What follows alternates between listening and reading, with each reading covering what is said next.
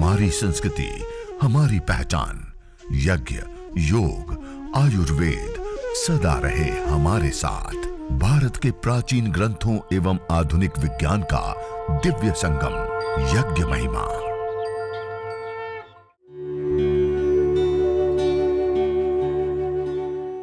भारतीय संस्कृति में यज्ञ, योग एवं आयुर्वेद जैसी अमूल्य विद्याएं हैं, जिसका मूल है वेद। इतिहास की ओर दृष्टि डालें तो भगवान राम, भगवान कृष्ण से लेकर राजा महाराजाओं, ग्रामवासियों व अरण्यवासी ऋषियों की कुटियों तक नित्य व नैमित्तिक यज्ञों का प्रचलन देखने को मिलता है। मनुष्य के द्वारा हम जितने भी विभिन्न कर्म करते हैं, उन कर्मों में सबसे उत्तम, सबसे श्रेष्ठ कर्म कोई कहा गया तो वो यज्ञ कर्म को कहा गया। तो आज हम सब लोग मिलकर के जिस यज्ञ को करेंगे, उस यज्ञ को कहते हैं देव यज्ञ और चिकित्सा यज्ञ। कुल मिलाकर के हमारे प्राचीन ग्रंथों में 21 प्रकार के यज्ञ बताए गए। कितने प्रकार के? 21 प्रकार के यज्ञ मुख्यतया होते हैं। उसमें कुछ नित्य, कुछ नैमित्तिक, कुछ काम्य। और आज हम सब मिलकर के जिस यज्ञ को करेंगे उसको कहते हैं चिकित्सा यज्ञ। क्या कहते हैं? और दूसरा देव यज्ञ। ये दो यज्ञ के बारे में हम जानेंगे, सीखेंगे और अपने हाथों से हम करेंगे। तो आइए, हम जब ये यज्ञ को करते हैं तो सामान्य रूप से कोई भी द्रव्य की जब हम आहुति प्रदान करते हैं तो सामान्य रूप से हमें कैसा लगता है? वो पदार्थ कैसा हो जाता है? नष्ट हो जाता। सामने आता है ना, पहले 1 किलो घी था, 1 किलो सामग्री थी, हवन कर दिया, क्या हो गया? वो क्या हो जाता है? नष्ट। नष्ट माने नस दर्शने, नास कारण लय, अपने कारण में लय हो जाना। मानी वो गैस रूप में, पार्टिकल के रूप में, एनर्जी, ऊर्जा के रूप में वो रूपांतरित होता है। ये 3 रूपों में हमारे सामने कोई भी चीज जलती है तो आती है। हवन में हम मुख्यतया गाय का घी प्रयोग करते हैं ना। गाय के घी के अंदर सेचुरेटिव फैटी एसिड होता है। उसके जलने पर कीटोन्स बनते हैं और कीटोन्स के टूटने पर कार्बन की अपेक्षा 6 गुना ज्यादा हमें ऑक्सीजन मिलती है। मानी हवन के अंदर होमे जाने वाला जो गाय का घी होता है, उसकी अपने आप में एक बहुत ही महत्वपूर्ण भूमिका होती है। इसी प्रकार से जब हम विभिन्न औषधियों के साथ गाय के घी को जब हम जलाते हैं, आहुतियां देते हैं, और वो जब रूपांतरित होकर के गैस फॉर्म में, पार्टिकल के रूप में और एनर्जी, ऊर्जा के रूप में वायु के अंदर आता है, तो उसके अलग अलग कई लाभ होते हैं। उसमें से एक महत्वपूर्ण और विशेष लाभ होता है हवन को करने पर वायु का शोधन, पोषण, संवर्धन, उसको मेडिकेटेड बनाना और उसको जीवन शक्ति से युक्त करने का काम होता है। देखिए, हम जिस जीवन को जीते हैं, उस जीवन को जीने के लिए हमें शक्ति चाहिए, ऊर्जा चाहिए ना। वो शक्ति, ऊर्जा, एनर्जी प्राप्त करने के लिए हम क्या करते हैं? क्या करते हैं? आहार लेते हैं। वो आहार हम कितने रूपों में लेते हैं? कितने रूपों में लेते हैं? 3 रूपों में, ठोस, द्रव और गैस। ठोस रूप में हम क्या लेते हैं? रोटी, दाल, चावल। द्रव रूप में पानी, दूध, जूस आदि। और गैस रूप में वायु। ये 3 रूपों में हम आहार लेते हैं। अब ये जो 3 रूपों में हम आहार लेते हैं, उसमें 24 घंटे में सबसे ज्यादा आहार कौन सा लेते हैं? वायु रूप आहार। हम 24 घंटे का ही हिसाब लगाएं, 24 घंटे में भोजन कितनी बार करते हैं? ठोस रूप आहार, रोटी, दाल, चावल कितनी बार लेते हैं? 2 बार, 3 बार। पानी, दूध, जूस आदि द्रव रूप आहार कितनी बार लेते हैं? 10 बार, 15 बार। ठंडी है तो थोड़ा कम, गर्मी है तो थोड़ा ज्यादा। लेकिन गैस रूप आहार, वायु, एनी टाइम, खाते, पीते, उठते, बैठते, चलते, फिरते, यहां तक कि रात को हम सो जाते हैं तब भी हर 1 सेकेंड ये वायु रूप आहार को लेते हैं। मानी 24 घंटे में हमारे द्वारा लिए जाने वाला सबसे महत्वपूर्ण और विशेष कोई आहार होता है तो वो क्या होता है? वायु रूप आहार। उसके साथ साथ सबसे महत्वपूर्ण, सबसे इंपॉर्टेंट आहार कोई होता है तो वो क्या होता है? हम ठोस रूप आहार, रोटी, दाल, चावल आदि लेना छोड़ दे, तब भी हम 2 से 3 महीना जीवित रह सकते हैं। हम पानी, दूध, जूस आदि द्रव रूप आहार लेना छोड़ दें, तब भी हम 2 से 3 सप्ताह जीवित रह सकते हैं। लेकिन यदि गैस रूप आहार वायु को छोड़ दे तो 2 से 3 मिनट भी जिंदा नहीं रह सकते। मानी सबसे ज्यादा और सबसे इंपॉर्टेंट महत्वपूर्ण हमारा कोई आहार होता है तो क्या होता है? वायु रूप आहार। और जब हम हवन करते हैं, यज्ञ करते हैं, अग्निहोत्र करते हैं, तो उससे वो वायु सीधा प्रभावित होता है। वो वायु का शोधन होता है, पोषण होता है, संवर्धन होता है, मेडिकेटेड होती है वायु, और उसके अंदर जीवनीय शक्ति का संचार करने का कार्य इसी यज्ञ के माध्यम से संपन्न होता है। इसलिए हम ये जो यज्ञ करते हैं, हवन करते हैं, अग्निहोत्र करते हैं, उससे हमें विशेष रूप से लाभ होता है। वायु रूप हमारा सबसे ज्यादा सबसे इंपॉर्टेंट आहार होता है, उसका पोषण और संवर्धन होकर के। दूसरा एक महत्वपूर्ण लाभ होता है, आज हम सब डरे हुए हैं कोरोना वायरस से लेकर के अलग अलग बैक्टीरिया, वायरस, फंगस, जिनको हम कम्युनिकेबल डिजीज कहते हैं। बैक्टीरिया, वायरस और फंगस जनित अलग अलग बीमारियां आज उपद्रव हो रहे हैं ना।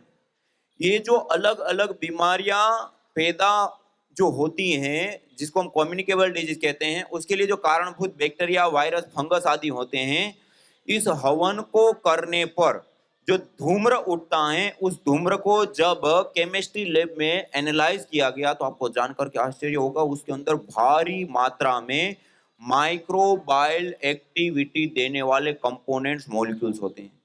और जब हम माइक्रोबायोलॉजी लैब में उन अलग अलग बैक्टीरिया, वायरस, फंगस आदि जो हमें आज रोग प्रदान करते हैं, उनको लिया गया और 5 मिनट जो हम हवन अभी सीखेंगे, करेंगे, वो हवन करने पर उसका जो स्मोक होता है, धूम्र होता है, वो जब उसको दिया गया तो उससे वह बैक्टीरिया, वायरस, फंगस आदि 65% से लेकर के 96% नष्ट हो जाते हैं, दूर हो जाते हैं।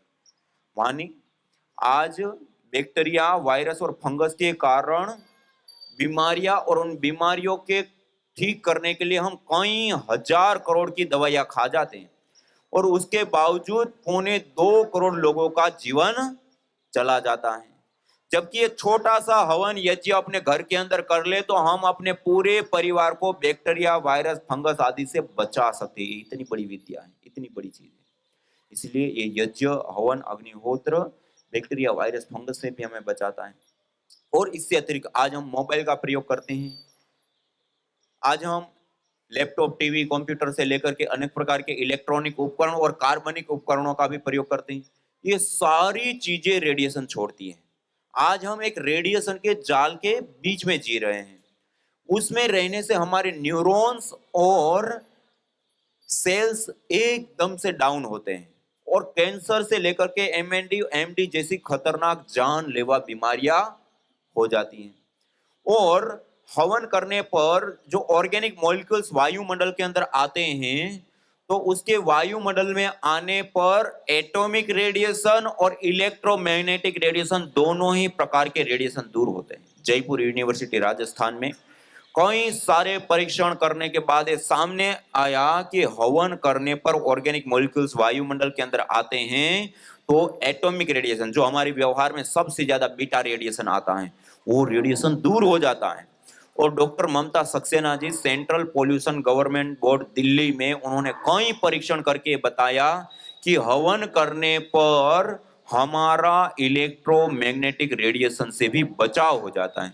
बताइए, इतना छोटा सा हवन अपने घर के अंदर कर ले तो हम रेडिएशन से भी बच सकते हैं। इतना छोटा सा यज्ञ कर ले तो अपने पूरे परिवार को बैक्टीरिया, वायरस, फंगस जनित बीमारियों से भी बचा सकते हैं, और हो गई हैं तो उस बीमारियों को ठीक भी कर सकते हैं। और उसके साथ साथ हमारा सबसे ज्यादा और सबसे इंपॉर्टेंट जो आहार होता है, उसका शोधन, पोषण, संवर्धन भी कर सकते हैं। इससे अतिरिक्त एक विशेष और लाभ होता है। देखिए, आज हम जिस वायु के अंदर श्वास लेते हैं, उस वायु के अंदर SOx, NOx, CFC, क्लोरोफ्लोरोकार्बन से लेकर के कई सारी ऐसी जो अवांछित गैसें, जिसको हम जहरीली गैसें कहते हैं, पोल्यूटेंट गैसें कहते हैं, हानिकारक गैसें कहते हैं, वो गैसें भारी मात्रा में इस वायुमंडल के अंदर ऐड हो गई है।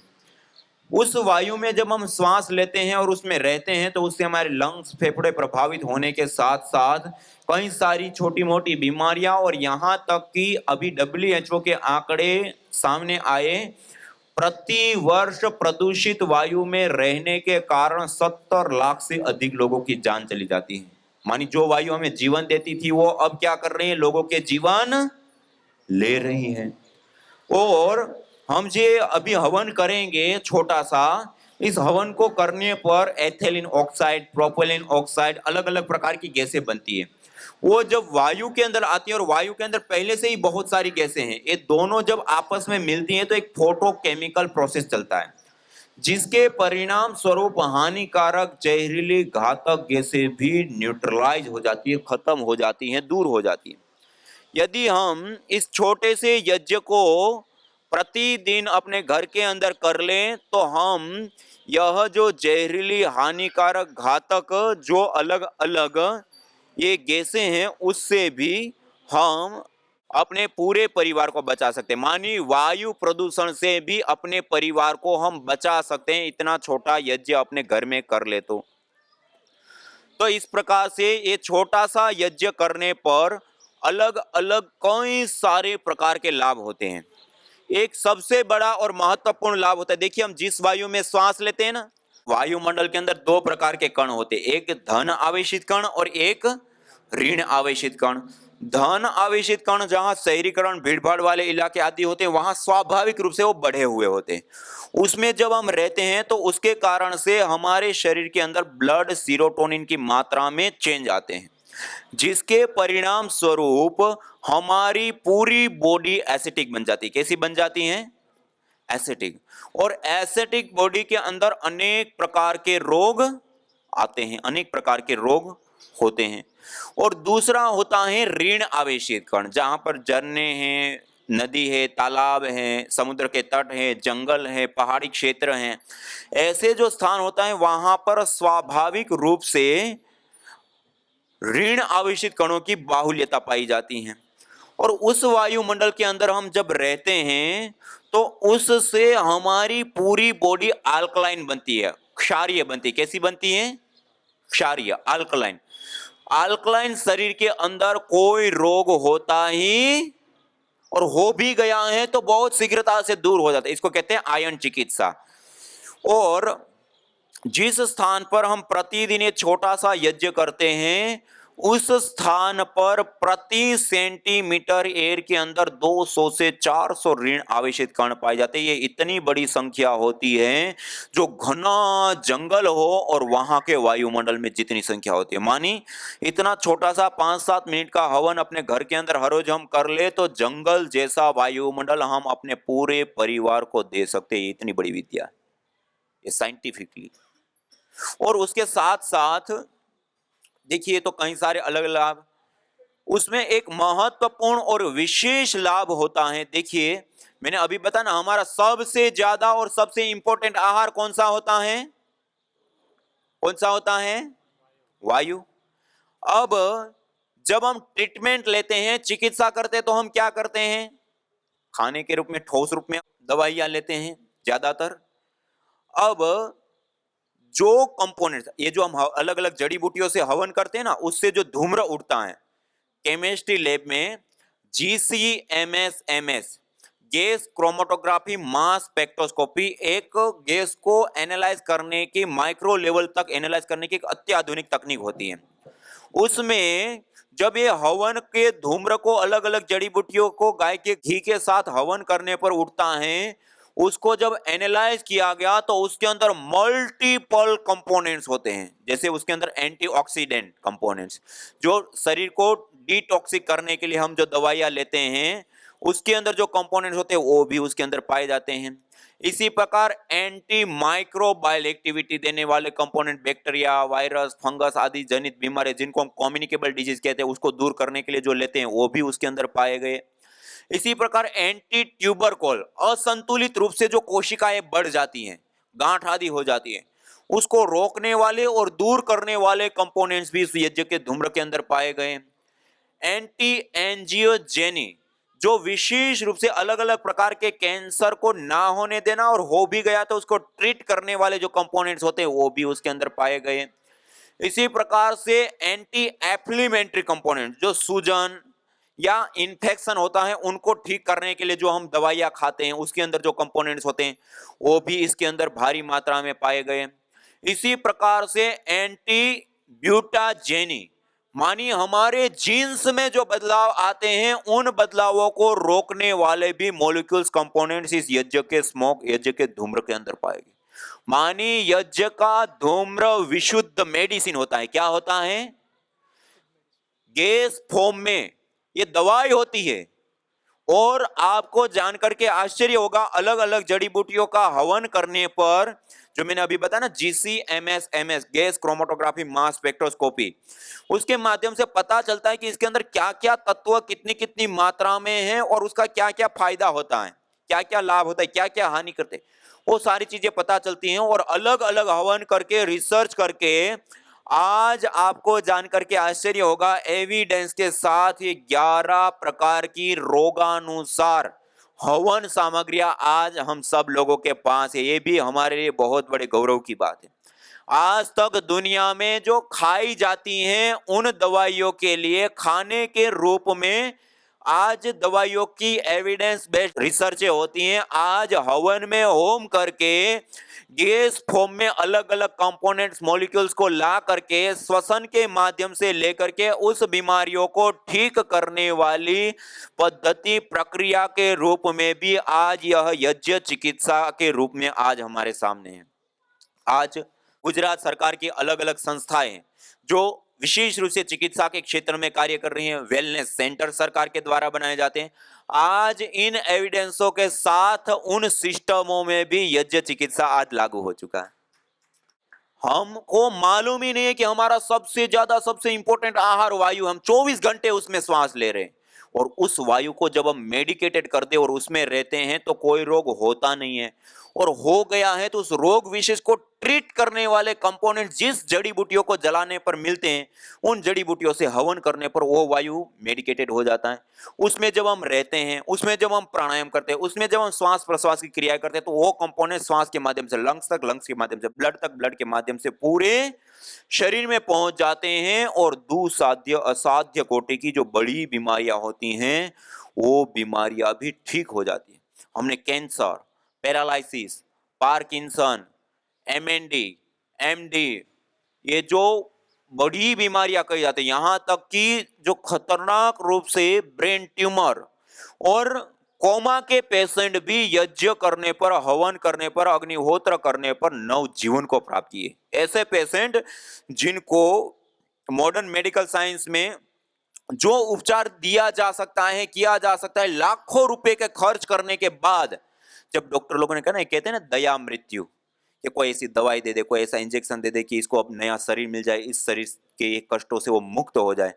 ऐसी कंडीशन में जिन लोगों को छोड़ दिया, उनको भी जब यज्ञ चिकित्सा दिया, यज्ञ वाले वायुमंडल में रखा, तो उन लोगों को भी नव जीवन प्राप्त हुए। ये इतनी बड़ी चिकित्सा पद्धति है।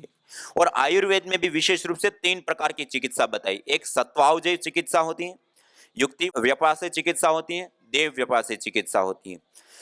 3 में यज्ञ को देव चिकित्सा के अंतर्गत लिया जाता है। यज्ञ चिकित्सा हम कह रहे हैं ना, उसको देव चिकित्सा कही जाती है। कैसी चिकित्सा कही जाती है?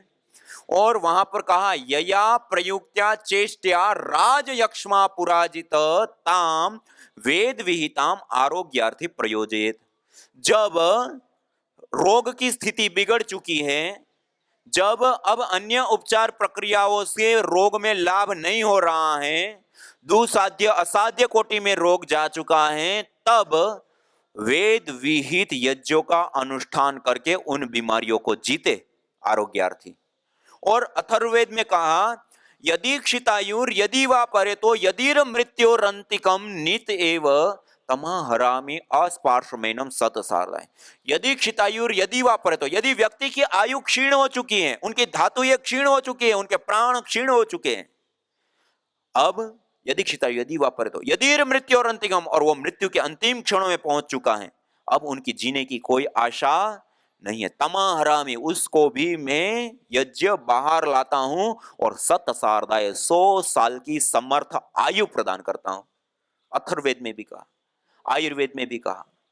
और उसी आधार पे जब रिसर्च किया गया तो रिसर्च में भी पाया गया कि हमारे श्वास में ली जाने वाली वायु को अंदर अलग अलग एविडेंस के साथ ये प्रूव हो चुका कि अलग अलग जड़ी बूटियों को जलाने से अलग अलग मॉलिक्यूल्स कंपोनेंट्स वायु के अंदर आते हैं। उसमें जब हम श्वास लेते हैं तो वो श्वास के माध्यम से अंदर जाकर के हमारा ट्रीटमेंट करता है। हम 24 घंटा श्वास लेते हैं ना, हर एक सेकंड, यहां तक कि रात को सो जाते हैं तब भी, और उसके माध्यम से कंपोनेंट्स पहुंचा करके चिकित्सा करने की सबसे बड़ी विधा और विद्या है। उसके साथ साथ हम मंत्रों का उच्चारण करते हैं जब हवन करते हैं, और वो मंत्रों का जो उच्चारण होता है उसका जो एक ध्वनि होती है, एक फ्रीक्वेंसी होती है, वो भी हमारे मन, मस्तिष्क और हमारे ऊतकों को विशेष रूप से प्रभावित करती है। और रिसर्चों में पाया गया कि मंत्रों का उच्चारण करने पर हमारे न्यूरोकेमिकल्स भी बैलेंस आ जाते हैं। कोई उपचार, कोई दवाई नहीं है न्यूरोकेमिकल्स को कंट्रोल करने की। और यज्ञ करने पर, मंत्रों का उच्चारण करने पर वो भी कंट्रोल में आ जाते हैं। और सबसे बड़ी बात है कि हम हवन के अंदर ये जो अलग अलग जड़ी बूटियां डालते हैं ना, वो अलग अलग जड़ी बूटियां आदि की आहुति देने पर जो कंपोनेंट्स होते हैं उसमें परफ्राल आदि भी कंपोनेंट्स होते हैं। ये ऐसे कंपोनेंट होते हैं 100 मनस्य कार्य, मानी मन को आह्लादित करने वाले, मन को प्रसन्न करने वाले, स्ट्रेस, तनाव, डिप्रेशन को एकदम से दूर करने वाले, बैड हार्मोन्स को एकदम से डाउन कर देते हैं और गुड हार्मोन्स को बढ़ा देते हैं। जो तुम चाहते हो रोगों से छुटकारा, तो लो नियमित यज्ञ का सहारा। यज्ञ की यह शुद्ध हवा सब रोगों की है दवा। आयुर्वेद ग्रंथों में यज्ञ को देवीय चिकित्सा कहा है और कहा आयुर्वेदेषु यत् प्रोक्तम यस्य रोगस्य भेषजम तस्य रोगस्य शांत्यर्थम तेन तेनेव होमये। अर्थात आयुर्वेद के अंदर जिन रोगों की शांति के लिए जिन जिन औषधीय द्रव्यों का सेवन करने के लिए कहा जाता है, उन्हीं द्रव्यों से हवन करने पर वह रोग हमारे शांत हो जाते हैं, दूर हो जाते हैं, नष्ट हो जाते हैं। अतः आइए हमारे ऋषियों द्वारा प्रदत्त देवीय चिकित्सा यज्ञ को अपनाएं और अपने स्वास्थ्य को समृद्ध बनाएं।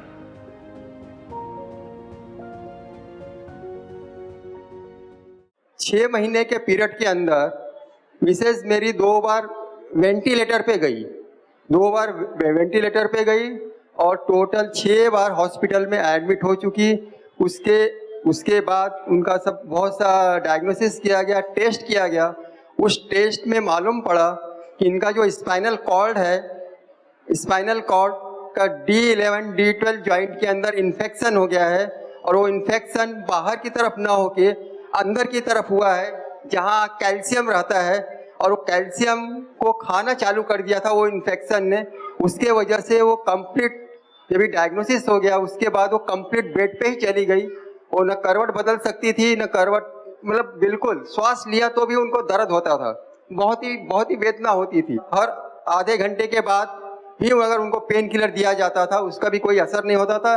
दूसरी जो प्रॉब्लम थी, व्याधि थी, वो है कि उनकी किडनी के जो फंक्शन है वो अभी एट प्रेजेंट 29% ही काम कर रहा है। इस कंडीशन में पेशेंट डायलिसिस पे चला जाता है, लेकिन मैं धन्यवाद देता हूँ यज्ञ को कि उसके वजह से अभी तक वो सिचुएशन तैयार नहीं हुई। टोटल 5 डॉक्टरों की इनके ऊपर टीम काम करती थी। एक तो ऑर्थोपेडिक डॉक्टर, दूसरे स्पाइन के डॉक्टर स्पेशलिस्ट, और तीसरे जो डॉक्टर थे इन्फेक्शन के स्पेशलिस्ट, चौथे डॉक्टर थे किडनी के डॉक्टर, 5वें डॉक्टर थे फिजिशियन। अभी आप सोचिए 5वें डॉक्टर की कितनी दवाइयाँ उनको लगेगी। डॉक्टरों ने कहा कि उनकी अगर किडनी हमें बचानी है तो सिर्फ 1/4 ही हम डोज उनको दे सकते हैं। और तो मैंने बोला डॉक्टर साहब फिर कितना दिन लगेगा उनको ठीक होने को? बोले देखिए शुक्ला जी 3 से 4 साल, 5 साल, 6 साल हम कोई गारंटी नहीं दे सकते हैं, लेकिन हमको किडनी बचानी है, किडनी बचेगी तो ही तो आगे का काम उनका चालू होगा। तो मैं एक्चुअल 6 महीना तो बिल्कुल मेरी नींद ही उड़ गई थी। जी निर्मला बहन ने मुझे फ़ोन किया कि भैया बहुत दिनों से आपका सोशल मीडिया पे कुछ पोस्ट नहीं आ रहा है, क्या कुछ तबीयत खराब वगैरह है क्या घर में किसकी? तो मैंने बता दिया कि ऐसी ऐसी बात है बहन। तो उन्होंने कहा कि आप तो यज्ञ को क्यों नहीं साथ में कराते हो, तो उसका चमत्कारिक लाभ हो सकता है। हमारी निर्मला गुप्ता जी दोनों पूरे साहित्य के साथ आए, हवन कुंड, समिधा, घी, हमारे मतलब जो कुछ भी लगता था लेके आए। उन्होंने विधिवत हमें बताया और उसके बाद से हमने 18 का जनवरी से हमने चालू किया और 19 का जनवरी आने तक के डॉक्टर के पास गए। डॉक्टर के पास जाने के बाद में उन्होंने सब रिपोर्ट देखा, इनको देखा, ये अभी 100% ठीक हो गई है। तो यज्ञ का 1 साल के अंदर इतना बड़ा असर हो गया कि आप सोचिए, डॉक्टर ने कि 4-5 साल में वो ठीक होगी, 1 साल में ही ठीक हो गया। आज की तारीख में वो अपना सब कार्य खुद करती हैं। यज्ञ भारतीय संस्कृति का मूल है। तो आइए हम संकल्प लें, संसार के श्रेष्ठतम कर्म यज्ञ को अपनाएं। पिंड और ब्रह्मांड में संतुलन कायम करने वाले यज्ञ को अपने जीवन का अभिन्न अंग बनाएं एवं प्रकृति मां के प्रति अपने ऋणों को अदा करें। विश्व स्वास्थ्य का एक नारा, यज्ञ से होगा जग उजियारा। भारतीय संस्कृति की अमूल्य विरासत यज्ञ की महिमा को जानने हेतु वैदिक चैनल पर प्रतिदिन प्रातः एवं सायं 11:30 बजे यज्ञ महिमा कार्यक्रम से जुड़े। विशेष जानकारी हेतु संपर्क करें। मोबाइल 9068565306।